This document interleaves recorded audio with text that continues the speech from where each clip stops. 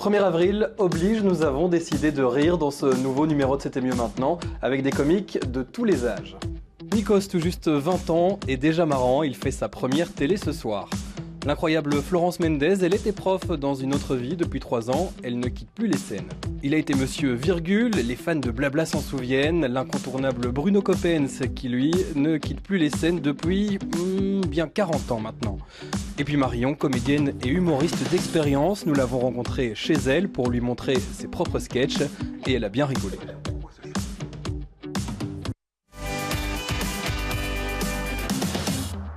Bonsoir à tous, ravi de vous retrouver pour ce nouveau numéro de C'était mieux maintenant avec, vous l'avez entendu, des humoristes sur ce plateau. Bruno Coppens, on ne vous le présente plus. J'ai dit 40 ans de scène, c'est un petit peu exagéré. Ouais, mais on n'est pas loin. On n'est pas loin parce que votre premier prix c'était à 82. Rochefort. En 82, ça fait 37 ans. Voilà, prix de la presse du public. Et il y avait Yolande Moreau à l'époque. Et j'étais encore étudiant, j'avais pas encore fini mes études et ça m'a valu pratiquement d'avoir des gros soucis à l'UNIF, mais ça va. Pourquoi ça? Allez, expliquez-nous. Mais parce que j'ai fait un sketch sur la religion, je me foutais de tout de la religion et tout ça, des curés, et ça passait en direct à la télé. J'étais à l'UCL, à l'UNIF à ce moment-là, et donc il y a eu des gens en direct qui appelaient « Coupez l'antenne, c'est pas possible !» Et la Libre Belgique, à l'époque c'était la Libre Belgique, avait un courrier des lecteurs qui m'a assassiné. Mais en fait, ça m'a donné pas mal d'ouverture parce que finalement, des gens disaient « Ah bon, t'as eu ça, viens chez nous jouer ». Voilà, donc il y a eu une réaction tout de suite. Vous le regrettez pas, ce passage? Ah, pas du tout. Non, pas du tout. Assassiné, vous êtes quand même plus vivant que Jésus. Hein. C'est vrai, 33 ans, oui. C'est vrai que je tiens plus longtemps. Mesdames et messieurs, Florence Mendez, bonsoir. Bonsoir. Qui a bien compris le but de cette émission, c'est vous faire rire, évidemment, en ce 1er avril. Alors, Florence Mendez, on ne vous présente plus non plus parce que ça fait 3 ans que vous êtes un petit peu partout, sur les scènes, en radio. Vous êtes passé par toutes les radios, hein. Vous avez visité les deux côtés de l'avenue, comme on dit. Et puis, vous êtes maintenant même de l'autre côté de la frontière, en France, à Canal+. Qu'est-ce que vous faites là-bas? Du porno. Voilà, je me suis résolue. Et est-ce que ça marche? Même pas. Mais du porno humour, ça doit être marrant. Ça, non, parce qu'apparemment, je suis même pas drôle avec mon cul. Donc, voilà. Non, là, pour l'instant, je suis au bureau des auteurs de Canal+, qui est un obscur bureau, un peu comme la tête de John Malkovich, voilà, avec des trucs étranges qui se passent dedans.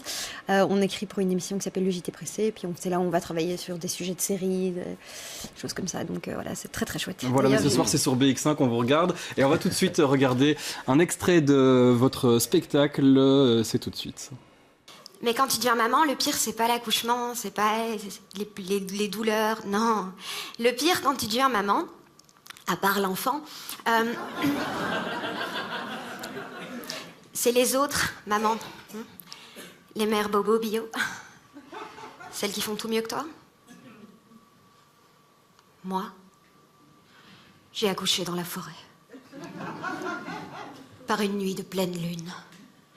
Et je donnais mon placenta à la louve qui venait de mettre bas à mes côtés. D'ailleurs, c'est pour ça que j'ai appelé ma fille Louve. Et que la louve, elle a appelé la sienne Juliette, ou enfin, je sais pas comment ça se passe.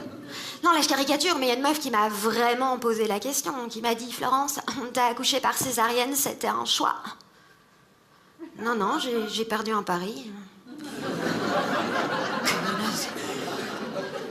Je te jure, non, les bobos bio, je les connais. J'ai travaillé dans un magasin bio à Uccle. Ouais, ça fait du bien d'en parler. Un jour, il y a une nana, elle est venue chez moi et elle m'a dit « Excusez-moi, vous auriez quelque chose de naturel contre la sécheresse vaginale ?» Bah ouais, la salive.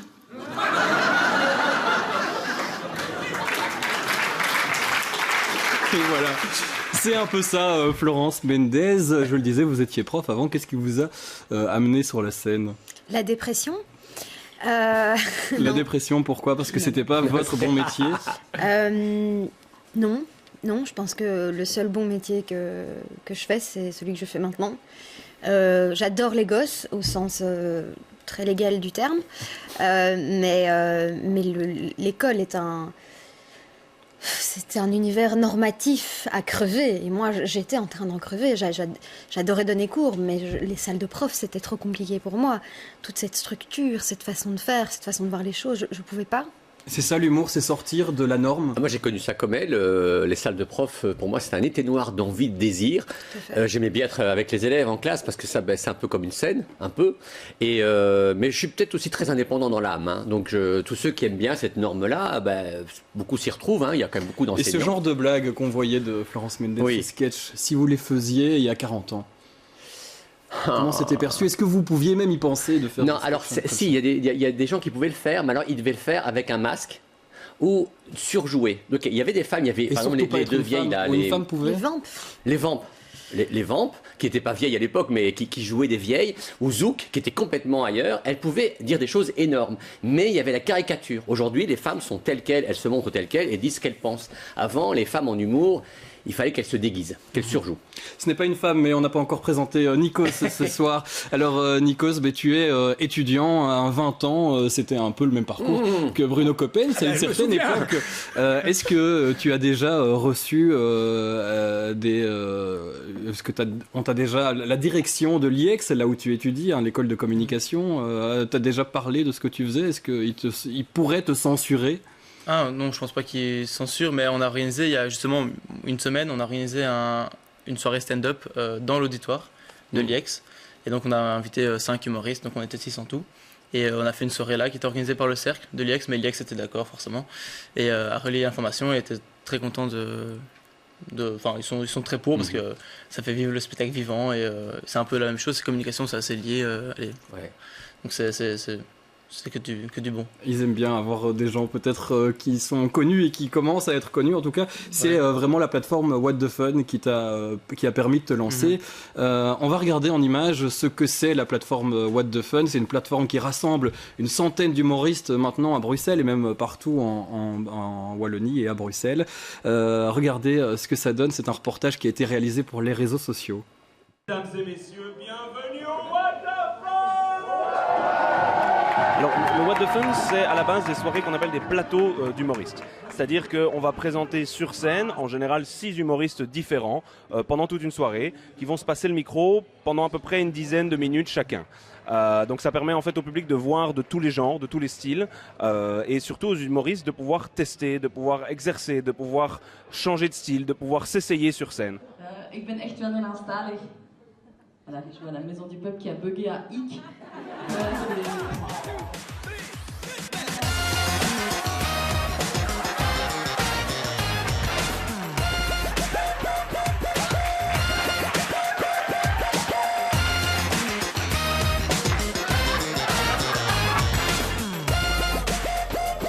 On est plutôt fiers du truc quand même. Voilà, c'était Rudy. À chaque fois c'est plein parce qu'on a une riche variété sur scène aussi.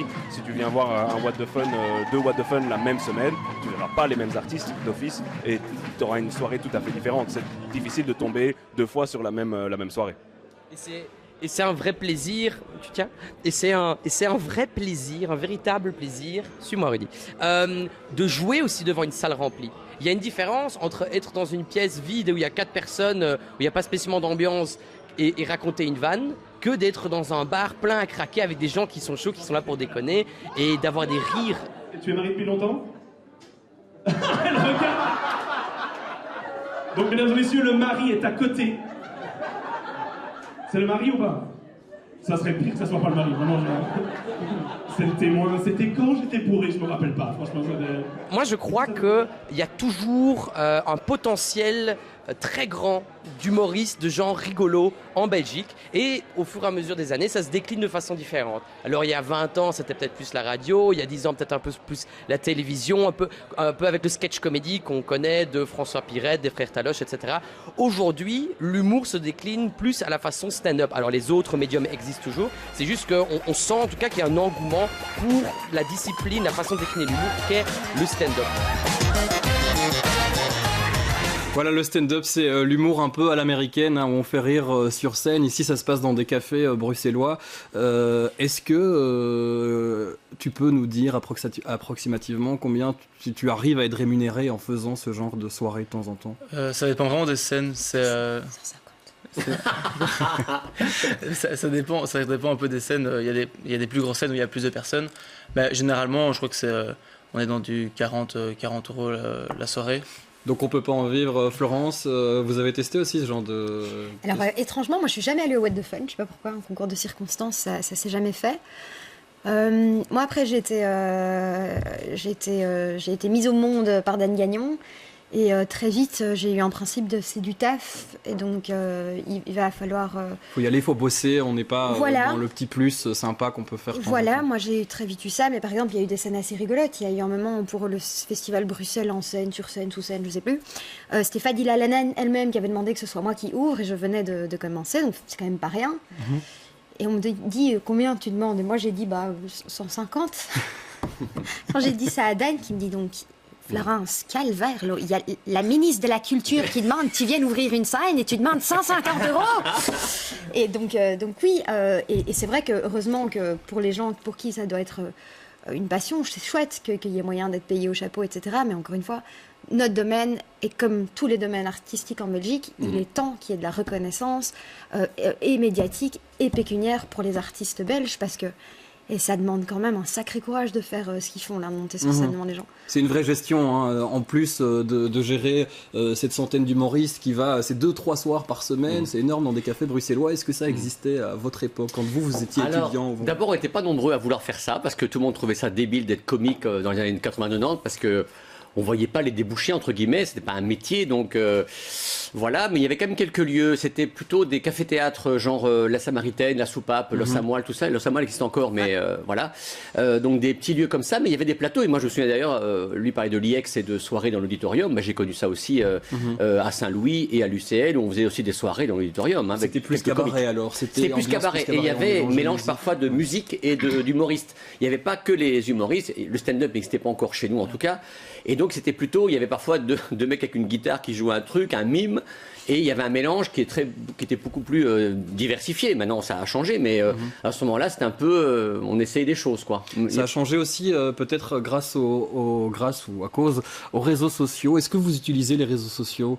Je vous pose la question, mais je sais que oui, parce qu'on va le voir sur les écrans. J'ai été fouiller vos profils Instagram. Vous avez tous un profil Instagram. Donc on va le voir sur ces images, hein. L'Instagram de Nikos où il partage ses photos avec d'humoristes. Voilà. Florence aussi sur Instagram, pour partager aussi de l'humour, des blagues, ou pour partager votre vie? Comment vous mettez la limite? Alors moi il y a essentiellement des photos de mon chien.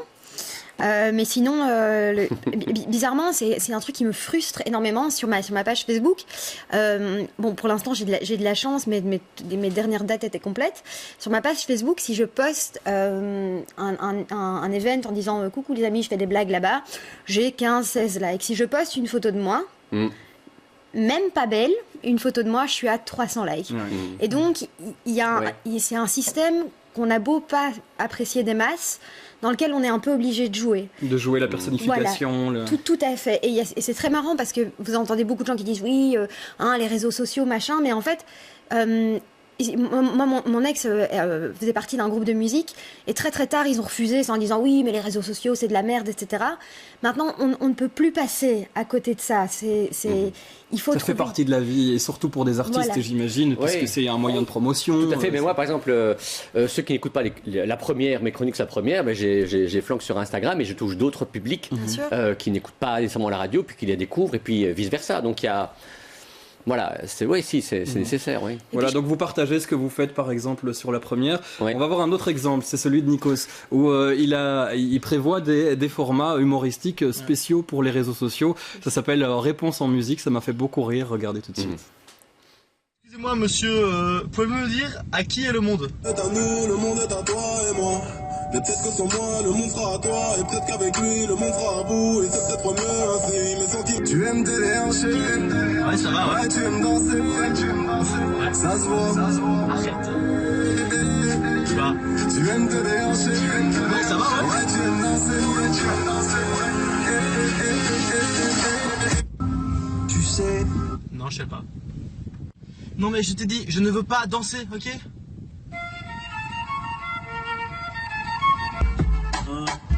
Oui, alors monsieur, votre femme a dit que vous l'aviez trompé, mais vous non. Alors, pour vous, qu'est-ce que c'est que la tromperie? Ok, on va arrêter là. Oui, monsieur le chirurgien, alors comment s'est passée l'opération? Oups, je l'ai touché dans le cœur. Oui, ça c'est grave ça, monsieur le docteur. Voilà, rire en musique avec des paroles de musique, c'est des formats que vous pourriez faire aussi. C'est super drôle parce que ce qu'il fait là, ça se faisait alors qu'il était même pas né dans le temps, à part qu'à ce moment-là c'était assez ringard, c'était il y avait bonjour non mais à l'époque c'était ringard. Voilà, mais il y a un truc à l'époque années 80-90, il y avait je crois que c'était 2 et alors il disait "Oh, comment ça va la petite française" et tu avais une chanson de Michel Sardou, un extrait d'une phrase, tu vois juste une phrase comme ça puis il revenait "Oh, ça va pas bien" hein, et puis il y avait une phrase. Mais là il y a un côté super moderne et puis c'est avec l'autoradio donc c'est beaucoup plus intéressant. C'est rythmé, ça donne ben voilà. Nikos fait aussi de la scène, hein. D'ailleurs on va voir un autre extrait d'un sketch qu'il propose sur les scènes par exemple du What the Fun. Comme je suis célibataire, je dois faire face à ce qu'on appelle la drague. Et moi, je trouve ça vraiment très compliqué de draguer parce que de nos jours, si tu veux draguer, il faut être super musclé. Et je suis pas super musclé. Je suis même pas musclé tout court en fait. Je suis même pas mu. Ouais, non, vraiment, parce que je suis tellement pas musclé que moi, l'épaisseur de mon mollet fait l'épaisseur de ma cuisse. Alors, soit j'ai un gros mollet, soit j'ai une fine cuisse. Moi, j'ai une fine cuisse. Voilà. Vous ne la voyez pas, sa cuisse. Mais en tout cas, Florence Mendes et Bruno Coppens sont rigolés à ce sketch. Ouais. C'est bon signe. C'est plutôt bon signe, oui, Nikos. on est gentils. On a de l'empathie, nous. Merci, ça me fait plaisir. Tu peux rajouter un petit colasse comme ça. Nikos, qu'est-ce qui t'a donné envie de faire de l'humour? Est-ce que c'est des humoristes comme Bruno Coppens ou comme d'autres ou... C'est sûrement pas. Mais non, en fait, je sais pas pourquoi, c'est un rêve que j'ai depuis que je suis tout petit. Et alors pourquoi je l'ai, je sais pas du tout, mais j'ai souvent regardé Gad Elmaleh, Kev Adams, Franck Dubosc, enfin tous les gros qu'il y avait il y a quelques années. Et j'allais en voir parfois à Forêt Nationale. J'avais été voir avec Jamel Debbouze, Gad Elmaleh, Kev Adams, voilà, les tout gros aussi. Et ça me donnait vraiment envie de le faire. Et donc un jour, je me suis dit, en fait, je me lance. Et j'avais entendu parler du What the Fun. Et donc j'ai juste essayé la première scène et j'ai direct bien aimé parce que ça s'est bien passé. Et donc du coup j'ai continué et je regrette pas du tout. Votre père humoristique, Florence Mendes, c'est Dan Gagnon, vous le disiez, c'est lui qui est venu vous chercher et que vous a dit allez-y, faisons ton métier. Est-ce que vous aviez d'autres modèles comme Nikos? Ben oui et non, c'est-à-dire que j'ai toujours vu que j'avais une petite capacité à faire marrer les gens et tout ça, mais c'était aussi un rêve, c'était quelque chose de très très loin. Et peut-être pas faisable, vous disiez pas. Mais oui, tout à fait. Et Dan, c'est plus je dirais, c'est plus qu'un père. Dan, c'est ma mère. C'est quelqu'un qui est vraiment venu me chercher et qui m'a dit voilà, maintenant t'es drôle. Il y a une citation de Rodin sur Camille Claudel où elle dit je lui ai montré où trouver de l'or, mais l'or qu'elle trouve est bien à elle. Et Dan a fait ça avec moi. Dan m'a dit creuse là.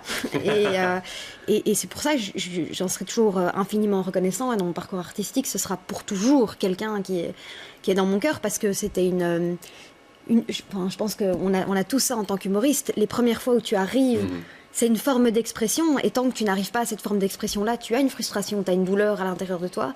Et les premières fois où tu arrives à dire « Hé, j'ai mal !» et la salle fait...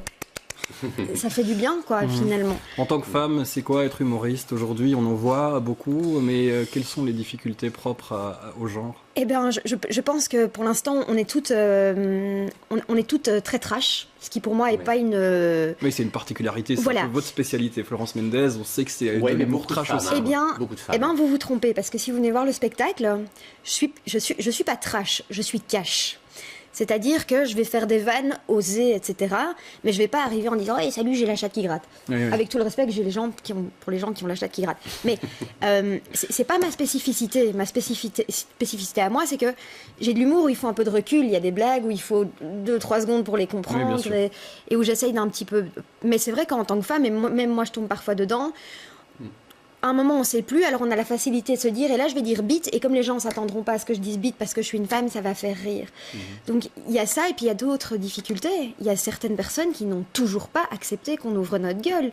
Certaines personnes qui n'ont toujours pas accepté qu'en tant que femme, on puisse parler de notre sexualité.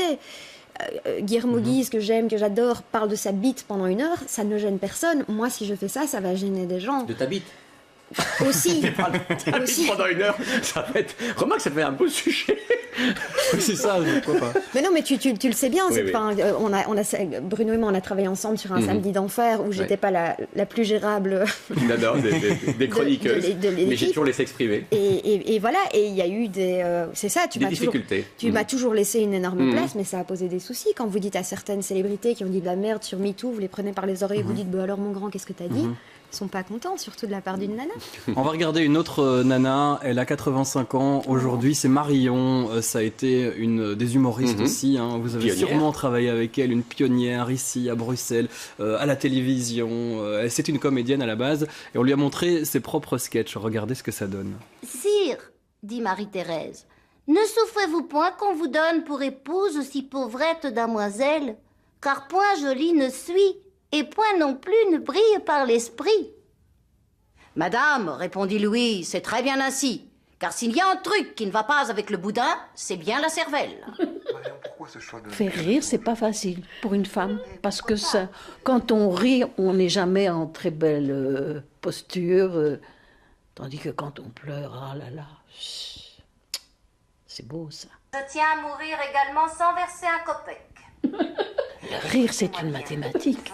Il faut faire rire les gens à une telle virgule, après un tel 2 petits points, et à la façon dont on le fait, c'est un métier de faire rire. C'est pas facile de faire rire, mais c'est réjouissant. Quoi? Oh, ma chatte. Oh, ça là. Quels sont vos noms, prénoms, lieu date de naissance et qualité professionnelle?